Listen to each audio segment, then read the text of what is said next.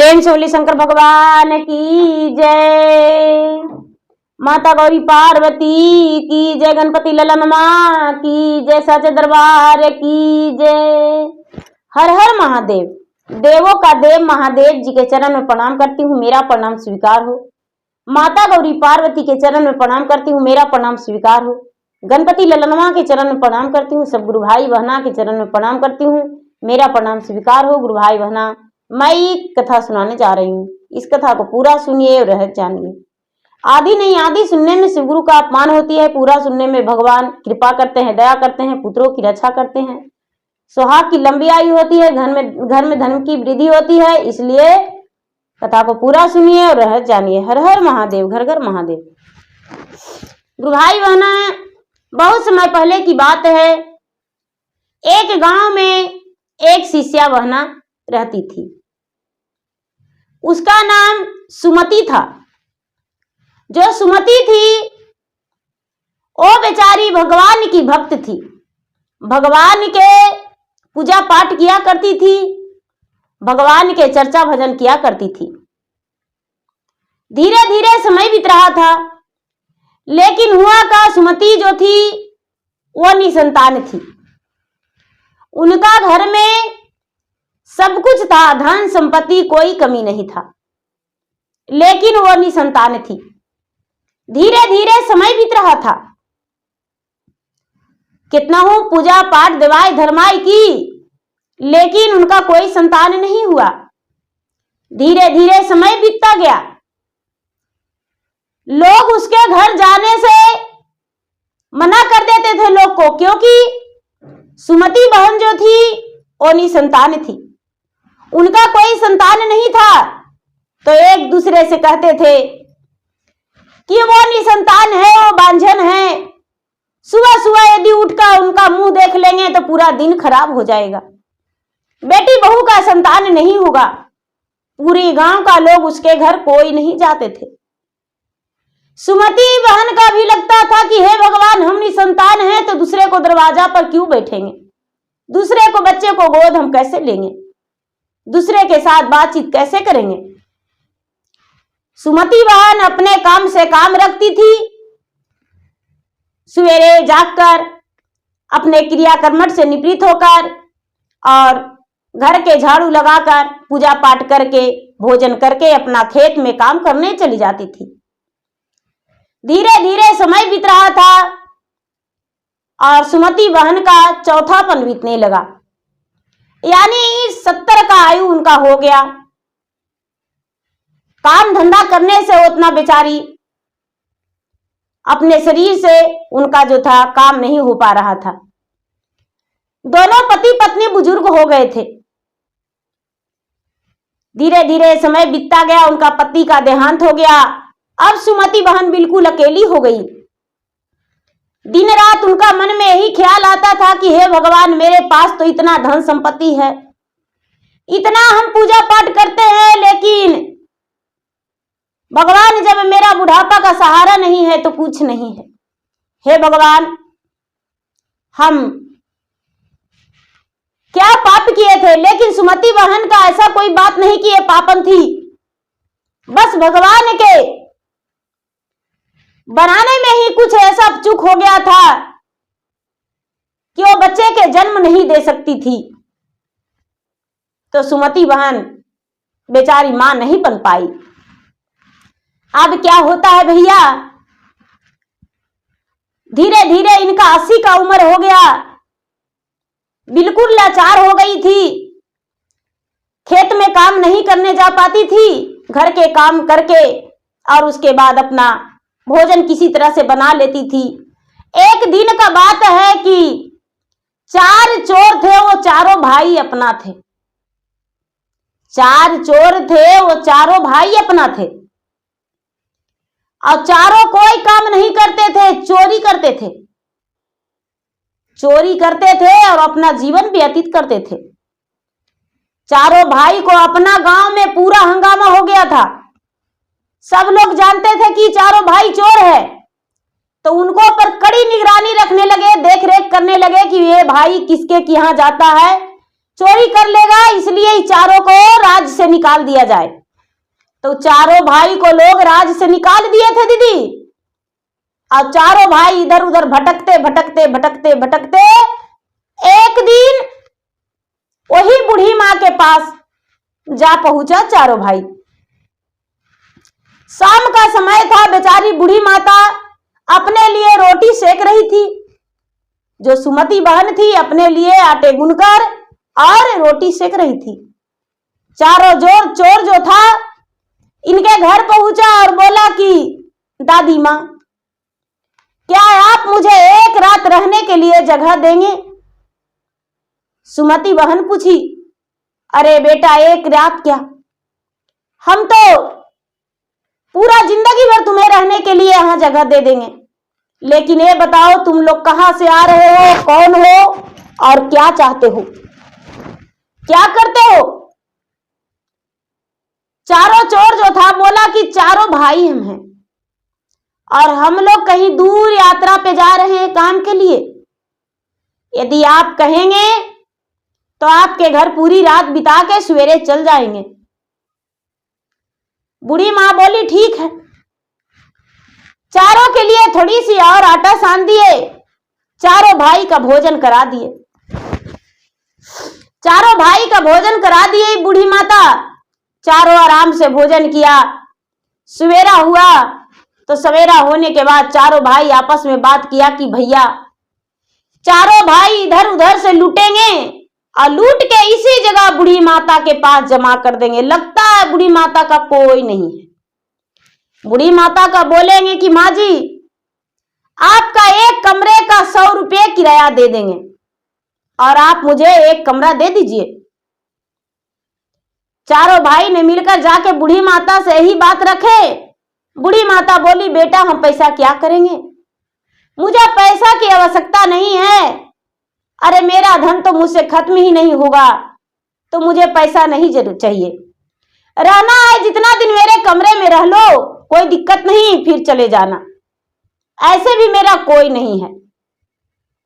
दीदी जो बूढ़ी माता थी, बूढ़ी माता के दरवाजे पर एक महादेव का शिवलिंग था, बहुत बड़ा, बहुत पुराना। और वही शिवलिंग के पास बूढ़ी माता बैठकर रोज पूजा करती थी। मंदिर नहीं बना हुआ था, खुले में मंदिर शिवलिंग था। बूढ़ी माता रोज पूजा करती थी। चारों भाई चारों तरफ से रोज लूट पट के आते थे और लाके रुपया पैसा धन सोना चांदी अपना कमरे में रख दिया करते थे। एक दिन का बात है कि चारों भाई के पास रुपया पैसा सोना चांदी ज्यादा हो गया। तो चारों कहने लगा कि ए भैया इतना सारा सोना चांदी रुपया पैसा हो गया है, बूढ़ी माता के पास धर देते हैं, कहीं दूर चले जाएंगे लूटने के लिए। एक घड़े में पूरा सोना चांदी रुपया पैसा भर दिए और भर के और बूढ़ी माँ के बोले कि ये दादी माँ मेरे पास इतना घड़ा में पैसा है, रुपया है, सोना है, चांदी है, हीरे जवाहरात है, आप इसे रख लीजिए, हम जा रहे हैं कहीं दूर कमाने।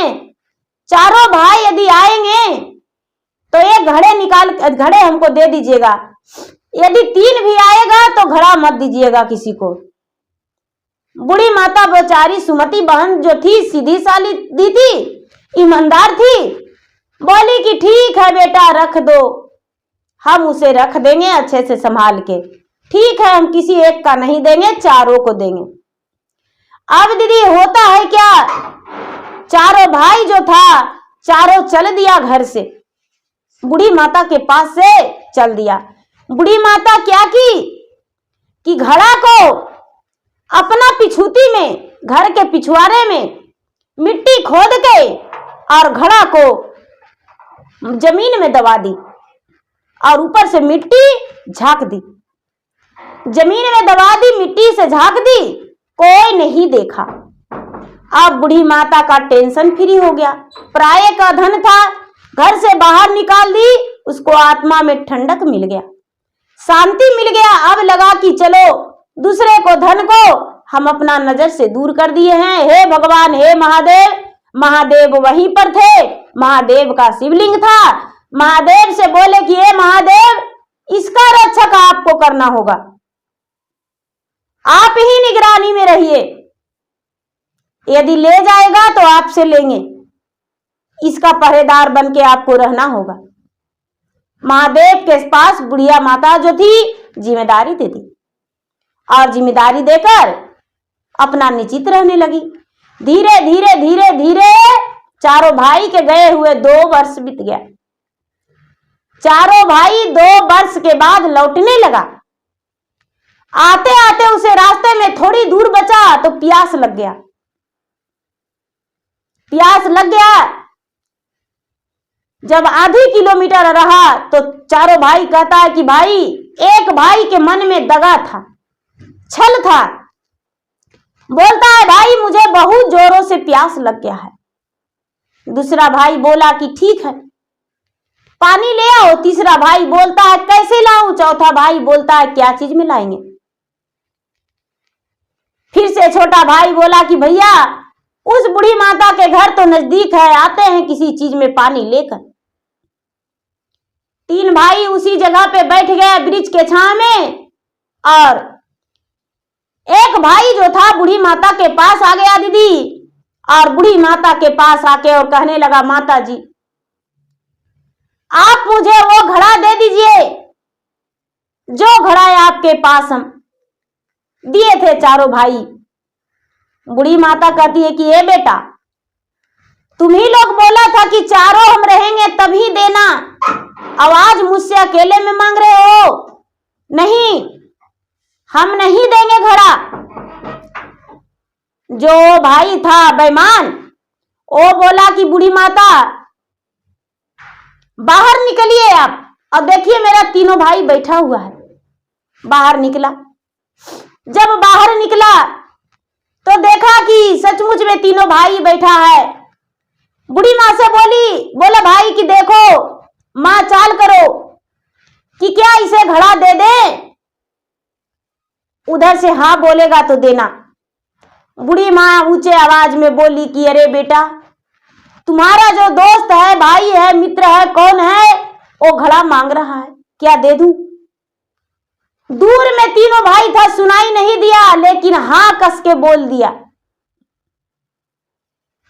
इधर पानी ले जाने के लिए घड़ा उधर से बोला था लेकर आना पानी, लेकिन ये बूढ़ी माता ने क्या की कि एक झामा ली हाथ में, और झामा लेकर और जाके मिट्टी कोड़ के घड़ा निकाल के और बोला कि हे महादेव जी देखिए, इतना दिन आप इस धन को अगोरी किए, लेकिन ये अपना धन ले जा रहा है। देखिए यहां पर आओ, कोई नहीं, आपके सामने हम धन रखे थे और आज आपके ही सामने हम इसको धन दे रहे हैं। मुझ पर किसी तरह के बदनामी नहीं आना चाहिए। महादेव जी तो एक पत्थर में थे, कोई हुकारा नहीं भरे, और चोर को घड़ा दे दी बूढ़ी माता। वो तो घड़ा लेके वहां से दौड़ते भागते कहां चल गया कोई पता नहीं। अब देखता है 3 भाई हर पहर देख के सोचा कि अरे पानी लेकर तो मेरा छोटा भाई आया ही नहीं, क्या कारण है जो पानी लेकर नहीं आया। जाते हैं अब उसी के पास, पानी लेकर अभी तक नहीं आया, लगता है सो गया। तीनों भाई वहां से चलने लगा, आया तो बोला कि आप घड़े नहीं दिए पानी के लिए। बोला कि अरे पानी के लिए घड़ा, वो तो धन भरा घड़ा ले गया। 3 भाई कहते हैं कि अरे चोरनी बुढ़िया, ये कैसे हो सकता है, धन से भरा हुआ घड़ा हम बोले थे चारों रहेंगे तो देना, और तूने अकेले कैसे दे दी। इसका मतलब मेरा धन तूने चुरा लिया और उसे झूठ मूठ को फंसा रही हो। हम कुछ नहीं जानते हैं, हमको धन से भरा घड़ा चाहिए। दीदी ये बुढ़िया पूरा रोने लगी। तीनों भाई कहता है कि ऐसे वैसे हम रोने से कुछ नहीं मानेंगे, ऐसा करो राजा के पास चलो और राजा से तुम्हें सजा दिलवाएंगे। बुढ़िया को अब कलेजा दहलने लगा। 80 बरस से पार की बुढ़िया थी, उसका दिमाग डोलने लगा, शरीर थरथराने लगा। तीनों भाई घसीटता हुआ बुढ़िया के राजा के पास ले गया। बुढ़िया के राजा के पास ले गया। अब राजा न्याय करने के लिए राज सिंहासन पर बैठे। वहां पर बहुत सारे लोग थे। बुढ़िया के बारे में जो राजा थे, राजा जानते थे कि इसी नगर के बुढ़िया ये बांझन बुढ़िया है, लेकिन तीनों चोर के नहीं जानते थे। लेकिन राजा तो राजा होते हैं, न्याय तो न्याय होता है। तीनों भाई ने कहा कि राजा साहब, ये बुढ़िया के पास मैंने मेहनत करके कमा के और घड़े से भरा हुआ धन, हीरे मोती सोने चांदी जेवरात दिए थे, और बुढ़िया ने मेरा धन चुरा लिया और झूठ झूठ बदनाम कर रहा है कि मैं तुम्हारा भाई को धन दे दिया हूं। उसमें लगता है या तो हिस्सेदार बन जाए या तो पूरी धन ये हड़प जाए। राजा कहने लगे कि ठीक है, इसका इंसाफ करेंगे, इसका इंसाफ करेंगे। राजा पूछे कि अरे बुढ़िया, क्या चारों भाई तुम्हारे पास रात्रि में आया था? हाँ राजा साहब आया था। बुढ़िया ईमानदार थी। हाँ राजा साहब आया था। क्या तूने इसको भोजन दी थी? हाँ। चारों भाई मेहनत मजदूरी करके तुम्हारे पास धन जमा किया? हाँ राजा साहब। तूने इसका धन रखी थी? हाँ राजा साहब। तो धन क्या हुआ? तो इसका भाई ले गया। नहीं राजा साहब, इंसाफ कर दिए कि नहीं? ऐसा नहीं हो सकता है। चोरनी तुम हो बुढ़िया, इसका धन दे दो, इसका धन दे दो, और नहीं तो कल के दिन तुम्हारा शरीर को बांस के कमानी से मार मार के, थूर थूर के, नीमक और मिर्ची पूरे शरीर पर छिड़का के, और उसके बाद खम्मी में करके गाड़ के और टांग दिया जाएगा। तुम तड़प तड़प के चिल्ला चिल्ला के मरेगी। एक चुल्लू पानी कोई नहीं देगा। इतनी कड़ी से कड़ी सजा सुनकर बुढ़िया का शरीर कांपने लगा। महादेव से कहती है कि हे महादेव जी, आप इसका रक्षक थे, आपके सामने हम उसको घड़ा दिए, लेकिन हे भगवान, आपको पूजा हम इसीलिए करते थे, इसी दिन के लिए। एक तो हमें निसंतान अब बनाए, दूसरे में हम अकेला रह के भी और इसका धन को निगरानी किए। इसका भाई था, मित्र था, कौन था, मेरा हाथों से ले गया। आपको साक्षी मान के हम रखे थे, आपको साक्षी मान के हम दिए। आज आप कहां हैं जो मेरा मदद नहीं कर सकते? महादेव जी, हम कुछ नहीं जानते हैं, हम इसका धन नहीं लिए। बेचारी रोते बिलखते बुढ़िया आ गई घरे, और आके और रोने लगी। जो तीनों भाई था, तीनों उसी बुढ़िया के घर में आ गया और आकर तीनों रहा। बुढ़िया जो थी रात्रि में सोई नहीं, महादेव के शिवलिंग पकड़ के रोने लगी। ए महादेव जी, आप ही न मेरा गवाही थे, आप ही न थे, आप ही के सामने न हम रखे थे, लेकिन ऐसा क्यों अन्याय कर दिए? आप न्याय क्यों नहीं किए? दीदी, जब आधा रात हुआ तो जो राजा थे, राजा के मंत्री एक चादर ओढ़ कर, दाढ़ी मूछे लगाकर पूरा गांव घूमते थे कि राजा के कौन शिकायत करता है, कौन बड़ाई करता है, राजा के कौन भला कहता है, राजा के कौन बुरा कहता है। चले देखने के लिए। तो राजा के भला या बुरा सुनने के लिए पूरी रात, आधी रात मंत्री घूमते थे। घूमते घूमते बुढ़िया के पास आए तो बुढ़िया कहती, भगवान भोलेनाथ के शिवलिंग में लिपट के और रो रही है और कहती है कि हे भगवान, 80 बरस के गुरु हमारी उमारिया जी, कहियो ना कैली हेरा फेरन हो राम। तोहरा के मनली शिव ग्रह, मनली माता पिता जी, तोहरे के रखली रख बालन हो राम। कौने कसुरवे शिव ग्रह, हमहु जे कैले जी, राजा हाथे मिलल मोरा डांडन हो राम। बेचारी कर रही कि हे भगवान भोलेनाथ, क्या की है कसूर जो राजा मुझे इतना बड़ा दंड देने को लिए बोले हैं। वो मंत्री आए और मंत्री भेष बदले हुए बूढ़ी माता के हाथ पकड़ के कहते हैं कि हे माता, आप आधी रात में इतना क्यों रो रहे हैं। बेचारी बूढ़ी माता कहती है कि देखिए बेटा, आप कौन है वो नहीं जानते हैं, लेकिन जो राजा है, राजा गलत न्याय किया है, राजा गलत न्याय किया है, अन्याय किया है, राजा अनर्थ किया है, मुझ पे झूठा चोरी इल्जाम लगा दिया है, जो कि मैंने जो किया ही नहीं हूं, और राजा मुझ पे सजा दे दिया है। इसीलिए हम उतना बड़ा सजा पाने से पहले अपना प्राण को त्याग देंगे,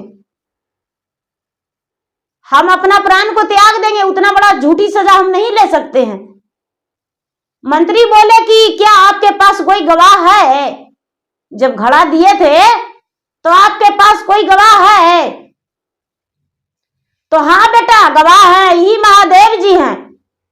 मंत्री बोले पत्थर के मूर्ति गवाह कैसे हो सकते हैं।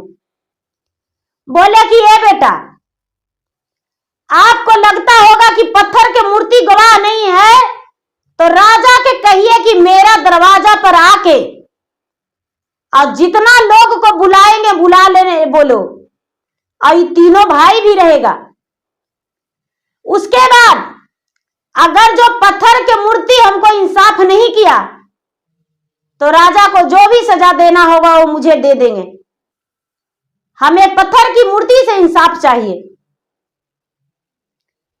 मंत्री बोला कि माता जी, क्या है आपको इतना विश्वास है जो पत्थर की मूर्ति आपको इंसाफ करेंगे। बूढ़ी माता बोली कि हाँ बेटा, जब राज दरबार गए तो मुझे याद नहीं था कि हम भोलेनाथ को साक्षी मान के गगरा को रखे थे, लेकिन अभी तो मैं होशो हवास में कह रही हूं कि मैं भोलेनाथ को साक्षी मान के गगरा को रखा भी था और दिया भी हूं। इसीलिए हम भगवान के सामने हाँ या ना बोल देंगे और भगवान मेरा इंसाफ करेंगे। मंत्री जो था आधी रात में ही बुढ़िया के बात सुनकर लौट कर चला गया। राजा से बोला कि हे राजा साहब, आप जिस बुढ़िया को इंसाफ किए हैं वो बेचारी बुढ़िया निर्दोष है। राजा कहते हैं कि मेरा न्याय गलत नहीं हो सकता है। मंत्री जी, आपको भी राज दरबार से निकाल देंगे, लेकिन आपको बातों पर हम अटल नहीं उतरेंगे। आपकी बात भला क्यों मानेंगे, बुढ़िया को सजा मिलना चाहिए। मंत्री बोले कि नहीं महाराज, बुढ़िया के कहने के अनुसार बुढ़िया के द्वार पर चलिए और वहां पे ही फैसला होगा, और नहीं तो आप क्या मुझे निकालेंगे, हम आपके राजमहल से खुद निकल जाएंगे और पूरे प्रजा से शोर मचा देंगे कि राजा झूठी इंसाफ करते हैं।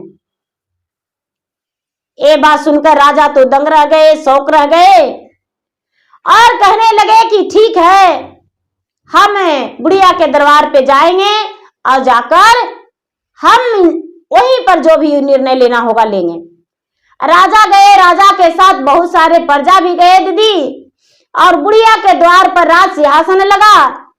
बुढ़िया सबके बैठने के लिए जगह दी, तीनों भाई भी था। सारा लोग पूछने लगे, बुढ़िया जो बात था वो सत्य बोल दी फिर से। राजा साहब पूछे कि ए बुढ़िया, तो तुम्हारा कोई गवाही है जो तू घड़ा रखी थी और दी थी। बुढ़िया बोली कि हाँ राजा साहब है। तो कौन है। तो देखिए ये महादेव जी हैं, शिवलिंग है। राजा साहब कहते हैं कि पत्थर कहीं गवाही रह सकता है, नहीं मानेंगे। बोले कि नहीं राजा साहब, पत्थर गवाही देगा, पत्थर गवाही देगा। यदि पत्थर गवाही नहीं देगा तो संसार खत्म हो जाएगा। बोले कि ठीक है। जब यही बात है तो ठीक, तीनों भाई से पूछा गया कि का तू बुढ़िया को गगरा दिया था? तो हाँ। बुढ़िया चोरनी है? तो हाँ। बुढ़िया हड़प गई? तो हाँ। वहां पर और कोई था जब दिया था? तो हाँ, यही पत्थर मूर्ति था और कोई नहीं था। बोले कि ठीक है। दीदी बुढ़िया जो थी शिवलिंग में लिपट के और कहती है, बचपन से कैली शिव गृह तोरी पूजन माझी, आज गुरु वनस हायन हो राम। फटते धरतिया शिव गृह खिलते आकाशबाजी, राजा हाथे मिलत मोरा डांडन हो राम। काची के बसवा राजा लेहतन कटाई जी, देतन कामनिया चिरबाई न हो राम। हमरो बदन महाराजा मारे थोर दे तन जी, नीमक मिचैया देतन छीटाई हो राम। शिव गुरु आज गुरु वनस हाय हो राम।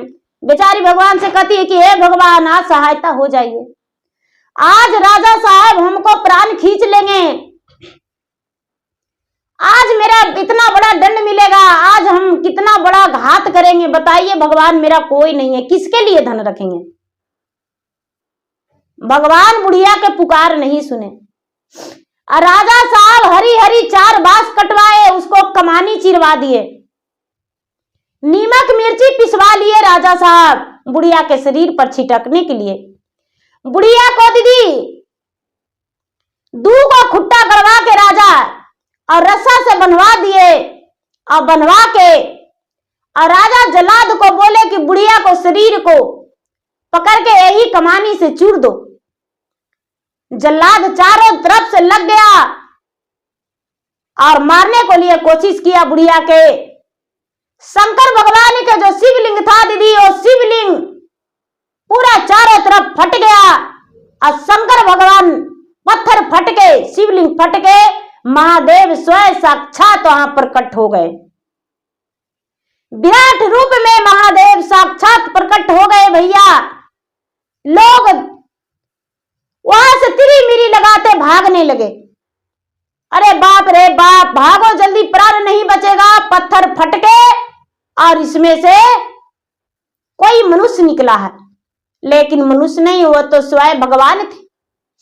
वो मनुष्य थोड़ी ना थे, वो तो स्वयं भगवान थे। हर हर महादेव, जय महाकाल भगवान करते निकल गए। जब भगवान निकले दीदी तो राजा का भी हक्के बक्के बंद रह गया, राजा भी भौचक्के रह गए। मंत्री तो अटल खड़ी थे, राजा तो मंत्री को बात इनकार कर गए थे। मंत्री का बात राजा मानने को लिए तैयार नहीं थे।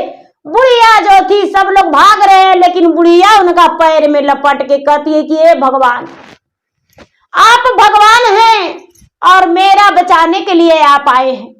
देखिए मेरा हाथ बांध दिया था, आपको आने पर खोला ही लो। हे भगवान देखिए, कच्चा कमानी चिरवा के और मेरा शरीर पर मारने के लिए कैसे जम लोग तैयार था। भगवान जो थे, भगवान राजा से कहते हैं कि हे राजा, अपने आप को बड़े राजा कहला रहे हो ना, तो ठीक है, देखो राजा तो कहला ही रहा है, लेकिन ये तीनों भाई से पूछो, ये चारों भाई है अपना सगा, लेकिन चारों चोर है। और राजा जो तुम्हारा घर में चोरी हुआ था, यही चारों भाई किया था। और जो हीरा जवरात यहाँ गड़ा हुआ था, तुम्हारा घर का हीरा जवरात गड़ा हुआ था, पूछो चारों भाई से। तीनों का पकड़ो, एक का और खुजवाओ। ये चारों चोर है और ये 3 को यहां रह गया है, एक वो है जो घड़ा लेके भाग गया है। राजा कहता है कि महाराज ये सच में चोर है। तीनों भाई को इतना बड़ा दंड दिए, इतना बड़ा दंड दिए भगवान भोलेनाथ की, तीनों चिल्लाने लगा, पूरा शरीर उसका बदबू, पूरा बेचैनी मारने लगा, लहर देने लगा, जैसे सांप और बिच्छू का लहर हो, बिरनी का लहर हो, उसका पूरा शरीर आग बबूला होने लगा तीनों चोर का। जहां एक चोर भागा था उसका भी शरीर पूरा बेचैनी होने लगा, उसका भी लगता है जैसे लोग मारते पीटते रह रहे थे, उसको भी यहाँ पर लाके हाजिर कर दिया गया। वो भी अचानक यहाँ पर कट हो गया, घंटा 2 घंटा में। भगवान भोलेनाथ का महिमा दीदी। चारों भाई राजा से कहता है कि हाँ राजा साहब, हम हाथ जोड़ते हैं, पांव पड़ते हैं, राजा साहब मेरा प्राण बकस दीजिए, मेरा प्राण बकस दीजिए राजा साहब, हम ही चोर हैं, सच में हम चोर हैं और आपके घर में हम धन चुराए थे। आप जैसा कितने घर में हम धन चुराए, कितने घर में हम धन चुरा के और साफ कर दिए, कितने का हम मांग सुना कर दिए हैं, कितने का गोद सुना कर दिए हैं, मार पीट के धन चुरा के लाते थे और बुढ़िया के यहाँ जमा करते थे। हाँ राजा साहब, राजा साहब ये बात सुनकर भगवान भोलेनाथ के शरण में गिर गए। राजा नास्तिक थे, राजा कोई पूजा पाठ, कोई दवाई धरवाई नहीं मानते थे, लेकिन भगवान भोलेनाथ के सामने राजा झुककर कहने लगे कि हे भगवान, आज से हम भी मान लिए कि भगवान हैं। और बूढ़ी माता को राजा माता मान लिए, माता स्वीकार लिए। भगवान जो थे अदृश्य हो गए, तुरंत इंसाफ करके बूढ़ी माता के अदृश्य हो गए। जो बूढ़ी माता थी, बूढ़ी माता बिल्कुल अकेली थी। राजा बोले कि हे माता, आज से आप मेरे माता बनेंगे और आप मेरे राजमहल में रहेंगे। बूढ़ी माता बोली नहीं बेटा नहीं, हम आपके घर नहीं रह सकते हैं, भला मेरा घर रहने से तो मेरा खुद ज्यादा है, मैं एक ही हूं, मेरा कोई बेटा बेटी नहीं है, पूरे राज का लोग जानता है। राजा चारों भाई को पकड़ के उसी कच्चे कमानी से पूरा चारों भाई को पिटवाई करवाए, नमक मिर्चे पूरे बदन में उनका छिड़पाए। चारों भाई दर्द तड़प से लहरता तड़पता रहा। उसके बाद राजा साहब चारों भाई को कारागार में बंद कर दिए। अब चारों भाई जेल में विराजने लगा। बुढ़िया माता जो थी, बुढ़िया माता को राजा साहब अपने तरफ से 2 नौकरानी दे दिए, जो कि बुढ़ी माता को सुबह शाम पाँव दबाती, समय से भोजन देती, उसके कपड़े धोती, उसके घर के साफ सफाई करती। अब बुढ़िया का तो ऐसो आराम का जिंदगी बीतने लगा। बुढ़िया जो थी पलंग पर ही बैठती, स्नान करने को लिए दाई पानी देती, बुढ़िया के लिए पूजा के थाल सजा देती। अब बुढ़िया का जीवन सुखी बीतने लगा। बुढ़िया का कर्तव्य अच्छा था, किसी बहाने ना किसी बहाने भगवान स्वयं उसके लिए परिवार खड़ा कर दिए और बुढ़िया के सेवा करने के लिए 2 व्यक्ति वहां प्रकट हो गए। खुद राजा उसके सेवा के लिए दे दिए और राजा साहब बुढ़िया के सेवा संस्कार करवाए। बुढ़िया जो थी धीरे धीरे समय आने पर उसका मृत्यु हो गया और स्वर्ग की प्राप्ति हुई। भगवान स्वयं भोलेनाथ उसके प्राणों को अपने साथ लेकर गए और बुढ़िया सुख शांति से अपना जीवन बिताई और सुखी संपन्न उसका जीवन बिता। कोई कष्ट नहीं हुआ, कोई दुख नहीं हुआ। तो भगवान भोलेनाथ जो थे, बुढ़िया का अंतिम समय में क्या सब दिन सुख दिए, लेकिन एक संतान सुख उसको लिखा हुआ नहीं था, तो संतान सुख नहीं मिला।